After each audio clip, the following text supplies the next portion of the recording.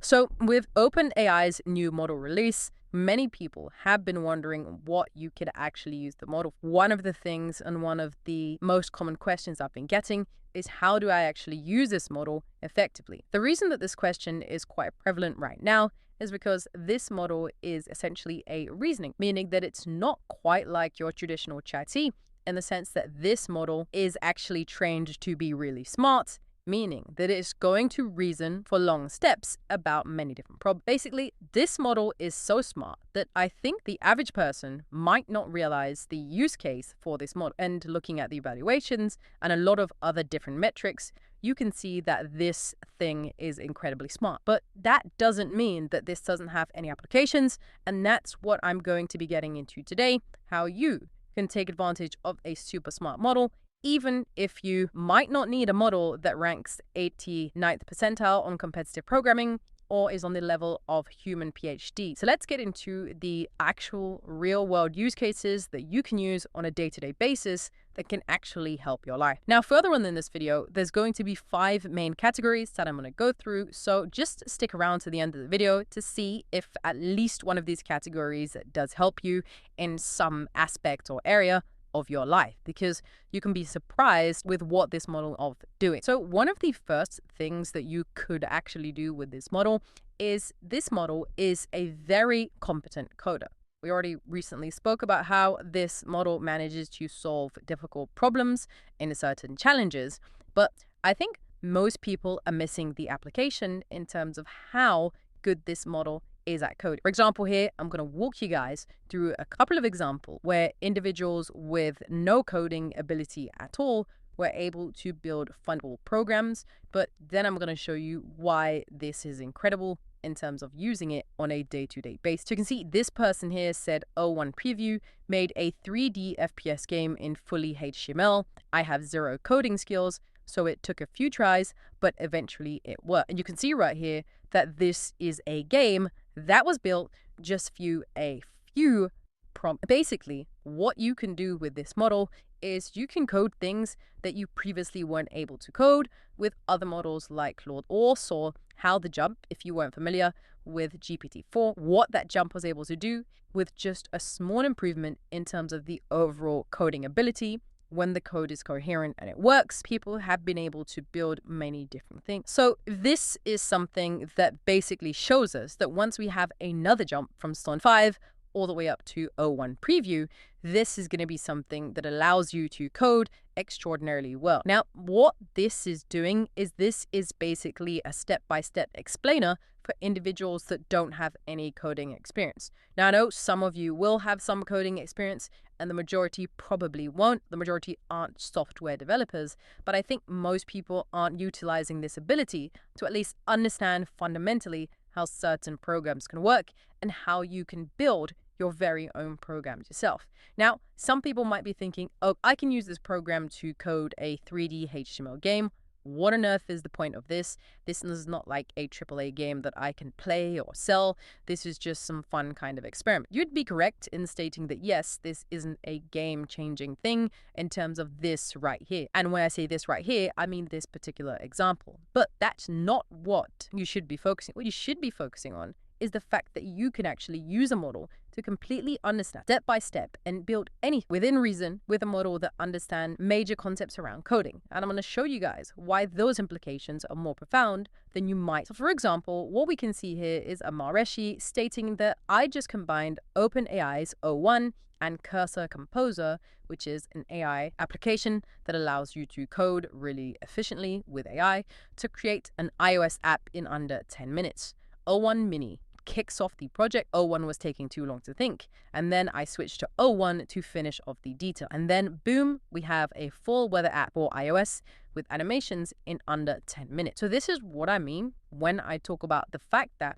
we have a major paradigm shift on our hands when we take a look at the fact that we have a system that can code step by step and achieve far greater accuracy than prior models. This is going to bring us to some nice outcomes for the average user. I mean, previously, if you wanted to build your own iOS application, it would essentially take thousands and thousands of dollars and perhaps 1 or 2 competent software developers in order to get now, what we can do is we can prompt an AI system in order to just figure out exactly what we want, and we can learn how these systems kind of work. Even if we don't understand anything, we can literally just screenshot it and ask GPT-4o and continually get feedback on what it is that we're building and how to understand exactly what it is that we are doing. I don't think you understand how incredible this is. And the worst thing about it is that this model, I wouldn't say that this is more so a coding model. I would say that this model is one that is more like a reasoning model, in the sense that this model is one that thinks for quite some time and is trying to solve really difficult problems that require a lot of different steps. Of course, coding definitely falls into that category, but I can't imagine what we're going to be able to build with GPT-5 or the future AI system, which is why I do believe that at least messing around with building certain applications with O1 preview right now is going to be decent, even if you have 4, because you're going to get a fundamental understanding of how to use AI with coding, so that in the future, when it gets even better, you might have an app idea, you might have some kind of software that you want to build for your own company, your own management, and you'll be surprised at how much money you can make from that in the future. And there was also this example of someone using the O1 model to build a fully functional chess game that allows them to compete against an AI opponent. The implications for this are staggering, but I will include 2 more examples from OpenAI's official documentation where they actually talk about how they've been using coding for certain areas. I want to show an example of a coding prompt that O1 Preview is able to do, but previous models might struggle with. And the coding prompt is to write the code for a very simple video game called Squirrel Finder. And the reason O1 Preview is better at doing prompts like this is when it wants to write a piece of code, it thinks before giving the final answer. So it can use the thinking process to plan out the structure of the code, make sure it fits the constraints. So let's try pasting this in. And to give a brief overview of the prompt, the game Squirrel Finder basically has a koala that you can move using the arrow keys. Strawberries spawn every second and they bounce around, and you want to avoid the strawberries. After 3 seconds, a squirrel icon comes up, and you want to find the squirrel to win. And there are a few other instructions, like putting OpenAI in the game screen and displaying instructions before the game starts, etc. So first you can see that the model thought for 21 seconds before giving the final answer. And you can see that during its thinking process, it is gathering details on the game's layout, mapping out the instructions, setting up the screen, etc. And so here's the code that it gave. And I will paste it into a window, and we'll see if it works. So you've seen there's instructions, and let's try to play the game. Oh, the squirrel came very quickly. But, oops, this time I was hit by a strawberry. Let's try again. You can see that the strawberries are appearing, and let's see if I can win by finding the squirrel. Looks like I won. All right, so the example I'm going to show is writing a code for visualization. So I sometimes teach a class on transformers, which is a technology behind models like ChatGPT. And when you give a sentence to ChatGPT, it has to understand the relationship between the words and so on. So it's a sequence of words, and you just have to model that. And transformers utilize what's called a self-attention to model that. So I always thought, okay, if I can visualize this self-attention mechanism and with some interactive components to it, it will be really great. I just don't have the skills to do that, so let's ask our new model, O1 Preview, to help me out on that. So I just typed in this command and see how the model does. So unlike the previous models like GPT-4o, it will think before outputting an answer. So it started thinking. As it's thinking, let me show you what are some of these requirements. I'm giving a bunch of requirements to think through. So first one is like, use an example sentence, the quick brown fox. And second one is like, when hovering over a token, visualize the edges whose thicknesses are proportional to the attention score. And that means just if the 2 words are more relevant, then have a thicker edges and so on. So the one common failure in most of the existing models is that when you give a lot of the instructions to follow, it can miss one of them, just like humans can miss one of them if you give too many of them at once.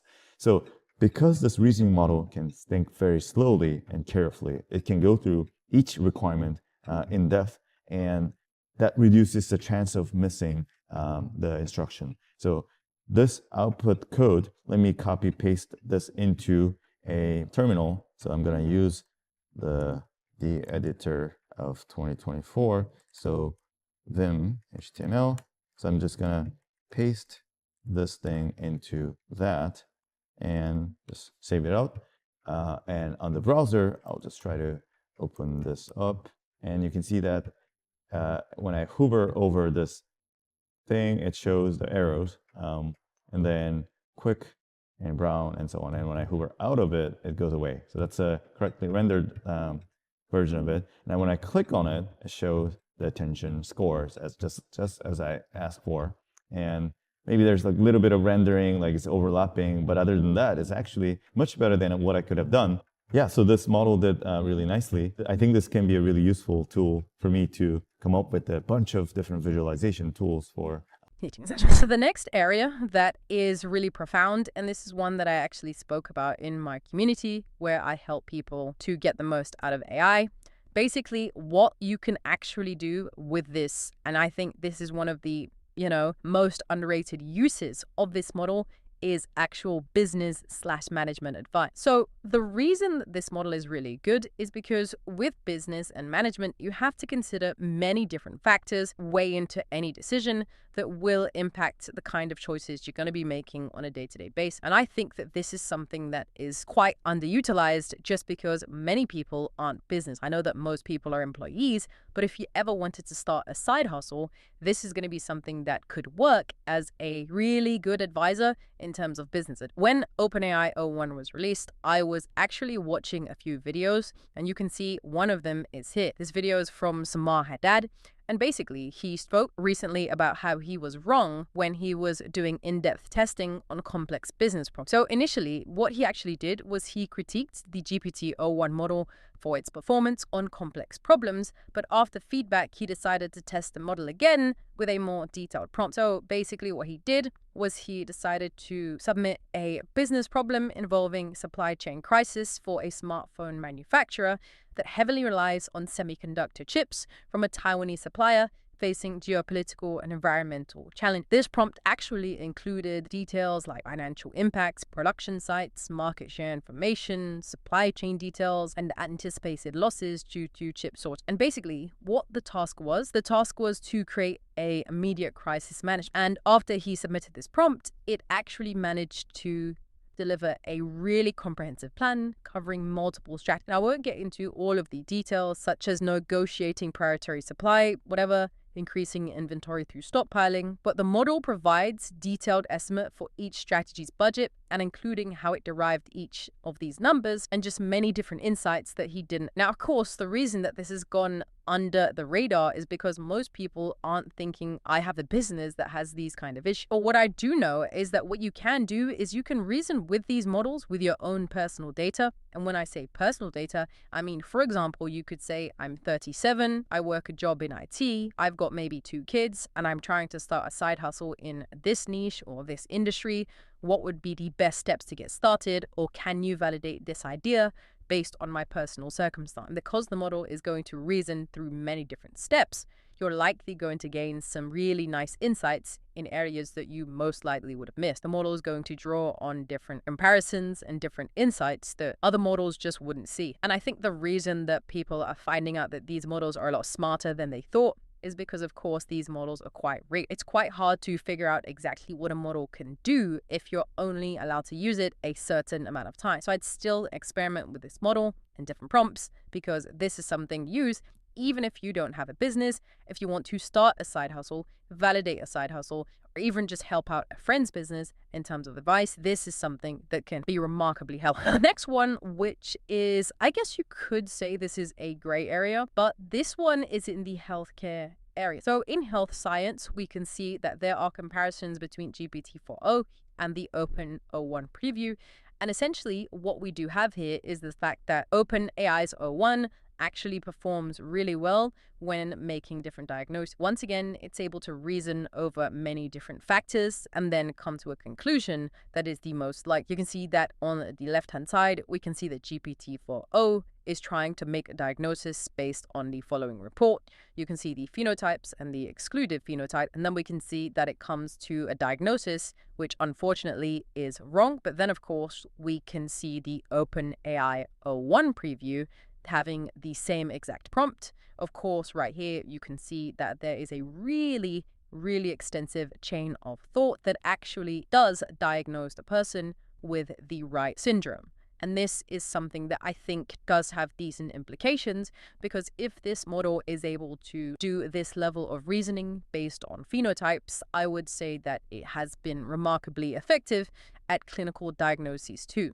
So essentially, this model can actually aid/assist with personalized health plans for those that could be experiencing perhaps maybe chronic issues or issues that they just feel aren't that visible on the end. I know that everyone is an individual, everyone is a unique in person, and in doing that, people have lots of different pieces of data that might not fall into the traditional buckets when they are searching for certain issues. Of course, you should always go to the doctor to get diagnosed for anything, as they are likely to have your health record and they're likely to know a lot more than a large language model. But I do think that it can be useful in suggesting certain perhaps lifestyle changes, or potentially suggesting certain diagnoses for things that you may be dealing with that you haven't potentially thought of. I'm not stating that this is just like a doctor. I'm just stating that this is a really useful tool that, when combined with the specifics of your personal situation, could provide a more personalized report based on all the different pieces of data that you might not feel comfortable sharing with your doc. Now, if you did watch my initial video on the OpenAI o1, I spoke about how this medical scientist and immunologist actually spoke about how the OpenAI o1 preview actually completely outperforms GPT-4o and GPT-4 on Agent Clinic MedQA. And basically, he says that this model greatly outperforms GPT-4o, the ability to process complex medical information, deliver accurate diagnoses, and provide medical advice and recommended treatments will only accelerate. And we can see here that this performance is quite outstanding. So for those of you who perhaps were having troubles with GPT-4, maybe you could try those same prompts, or maybe you're having an issue with your pet and you don't have access to a vet. You could always ask o1 preview, and perhaps you might just get a response that could lead to a solution. And interestingly enough, he follows it up with this statistic, which I haven't fact-checked this, but I do know that a lot of Americans do actually end up in worse situations because dangerous diseases are often misdiagnosed. I know that this happens in a variety of different countries. You can be in a very first world country and this situation can still happen due to human error. Humans often make mistakes. Sometimes these physicians and doctors are often overworked, leading to sometimes subpar performance, which is of course not their fault.